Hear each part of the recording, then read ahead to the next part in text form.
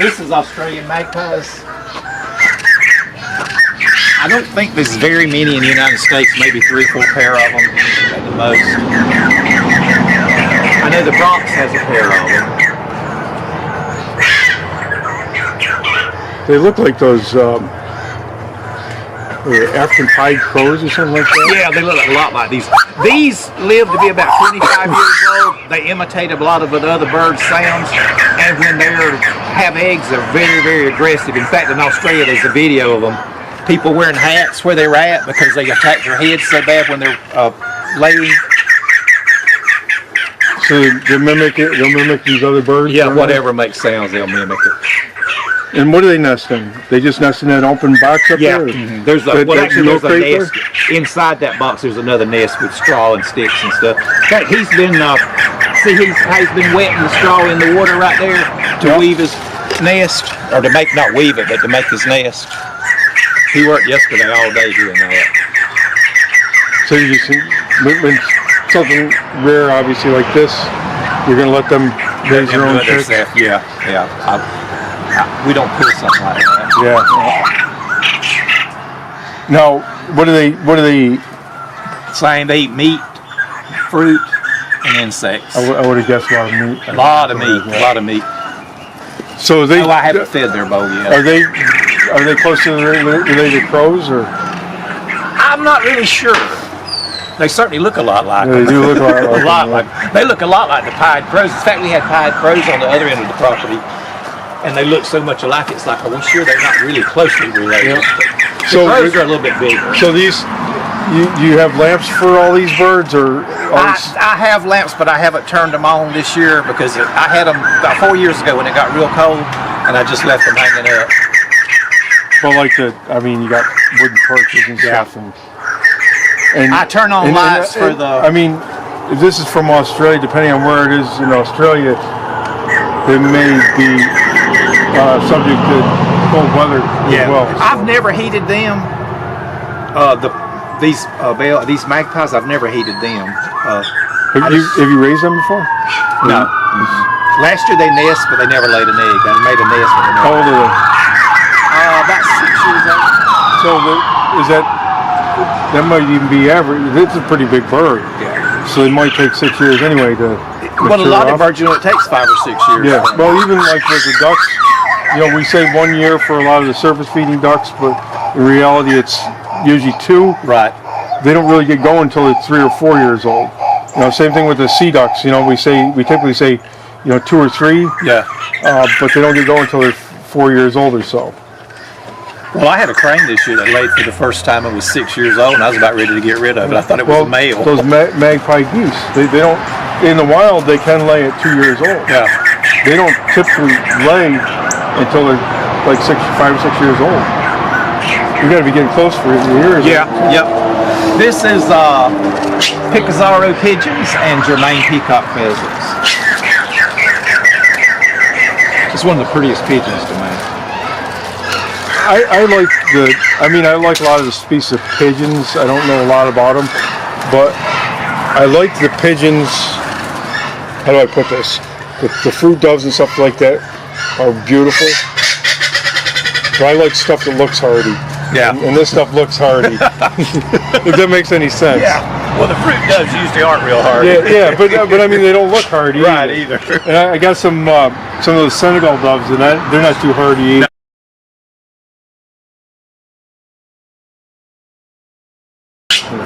Start off by cutting the pinky in half, and then we let her keep them for like 2 or 3 days, and then we pull them, and then she'll clutch again shortly. So do you raise mice too? No, I hate to admit this, but I'm scared to death of rats and mice, so I only use frozen stuff. Oh, you buy frozen stuff for us. I don't mind snakes and lizards, but I don't like rats. We were at Joe Passantino's one year, and he had these huge rats. And we went in the pen, and one run across my back, and I thought Joe was going to pee on himself. He was laughing so hard, and I was scared to death. I wish they'd sound off, but they won't when you want them to. So, yeah, I keep telling her we gotta get some. Sounds like a gorilla or a monkey holler. So, are these plush jays or Plush cap. Yeah, plush cap jays. Yeah. And there's a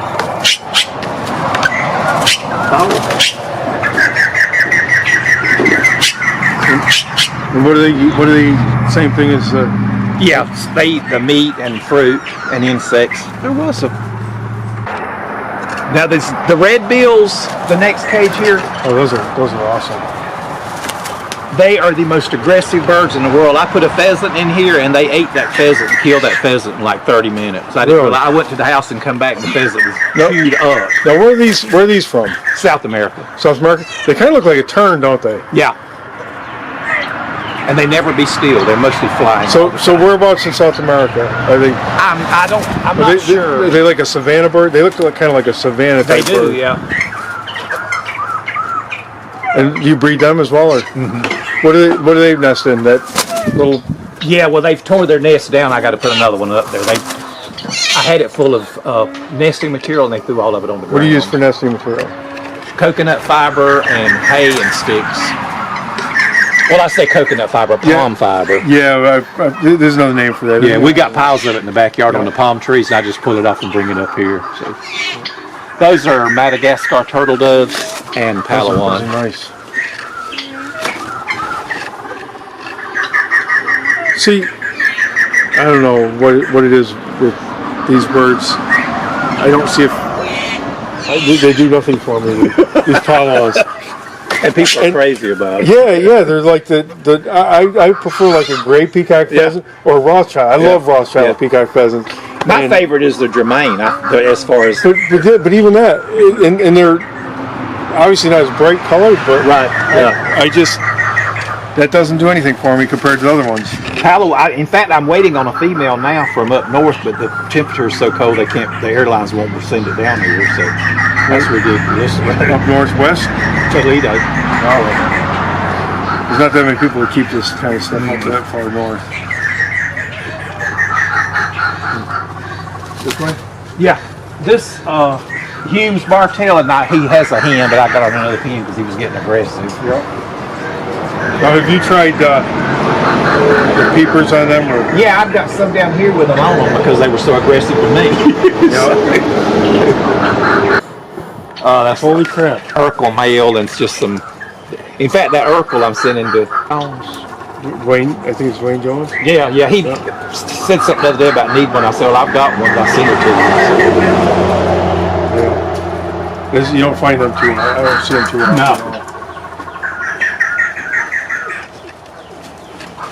Malayan crestless. Yep, this is an impressive bird. There's not too many of them around either.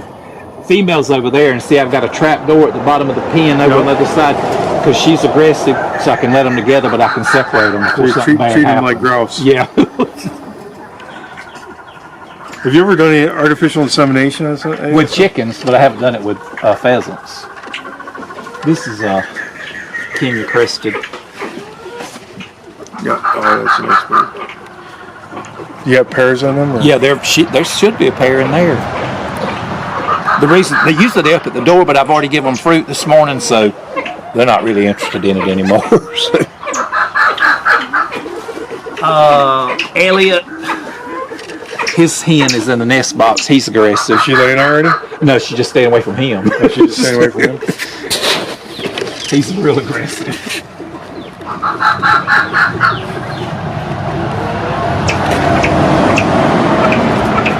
This one has blinders on, the Bornean. See, he attacks you? Yeah, he's bad. He's badass. Big. Those are Malayan firebacks. We cut his foot off on the 10 about 3 years ago. Yeah. You can't really tell if you really look close. That's a yet thing. Like I said, a lot of times when you have injuries like that, it's just hopefully you get enough chicks out of them. How old are these? Are these older birds? Or? Oh yeah, they're probably 5 years old. Oh, they're young. You got plenty more years. Oh yeah, they got plenty of time left on them. This is a horse field, and it's like Kelly said before, it's hard to find a mate for them. I lost the female, and Toby was going to send me a female, and I think the raccoons got it, or the storm came through and it died or something. Kelly's still raising them, though. Yeah. One of the problems with stuff like this is we got too many people up north that think they want to raise this stuff. So they get it up north and they don't raise it. They don't even keep it alive. Right. Because these things, I don't think they can really handle much further north than like Pennsylvania. I don't think As far as yeah. they don't. They'll freeze their feet. They just not only that, they just don't thrive. Right. But they're just I mean, you look at their feet. They're just dainty little feet. And I mean, I tried to keep them many years ago, and they didn't last. But this is a problem we see with a lot of waterfowl species too. You know, people. Well, we got a lot of problems with a lot of the birds because we don't have enough capable people that, To take. that are trying to breed them, or they can breed them. But a lot. Oh, there's a pheasant again. Yeah, he's instigating. But that's a big problem with some of the stuff is people bring it up north, or then you have people that just keep it for pets and they don't even attempt to breed it. Something like this, you can't have this in your collection just look pretty. Right. At this point, Right. If there's not enough of them around. You got to be doing some aggressive work with it. And we've actually had a couple of species now that we've done aggressive work with for years. Oh, it's we've got species we've done aggressive work with for years, and then all of a sudden we just have a bad season, and we're behind. I mean, we're sweating right now with Hawaiian ducks because we've only got one, possibly two viable females now, and there's no more of them around. Right. So hopefully, we're sweating this one out. We've probably got 3, 4, 5 species like that we're sweating at this point. Well, see, there's a lot of. I think you need to keep in mind with birds your climate where you live and the temperatures, because I can't have Indian pheasants here. It's way too hot. Well, and then people down here will also want to keep stuff like red-breasted geese. It's too hot. I mean, it's not necessarily so much too hot, but they're not going to produce down there. And I mean, I'm not against having a couple of birds for, something to look at or whatever, or to promote aviculture, obviously. But some of the stuff we've got to be more selective with when we can. I mean, obviously, there's enough Impian pheasants. Well, probably 10 years ago, there wasn't that many Impians around because they got wiped out with West Nile. But if there's enough of them around. Yeah, I think it's worth a shot for some people to try to breed them down here, but people need to do more research, and most important thing is we need to keep some of this stuff breeding.